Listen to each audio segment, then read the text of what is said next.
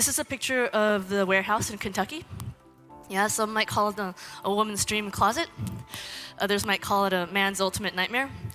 But I put this up there because there's been so much time, money, and effort put into warehousing in the warehouse system at Zappos.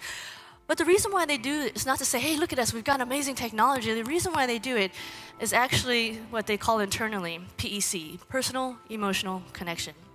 The whole thought of how do we create PECs with every single customer we touch, so that someone, let's say, is in New York, a mom that puts her kids to bed, orders a pair of shoes next morning before she goes to work, there's a Zappos box waiting for her at the doorstep. Creating this PEC, this wow effect.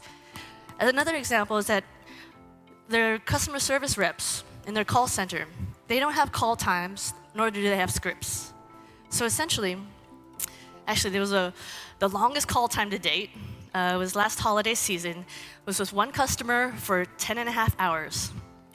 That ended up in a sale of a pair of shoes at $49.99.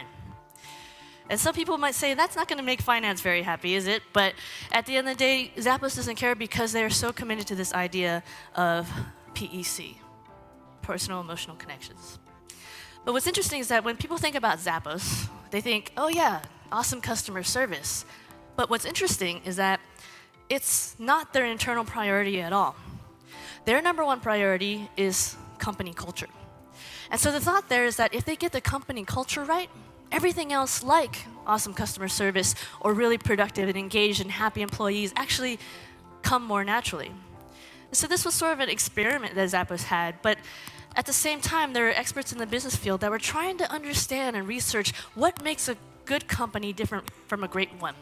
What makes a company withstand the economic ups and downs versus the other ones that wither away? And what they found was actually pretty counterintuitive. What they found was that these two things, having a really great company culture and having a higher purpose, so that your employees, your customers, and your investors can be inspired by it. So how did Zappos make culture a priority?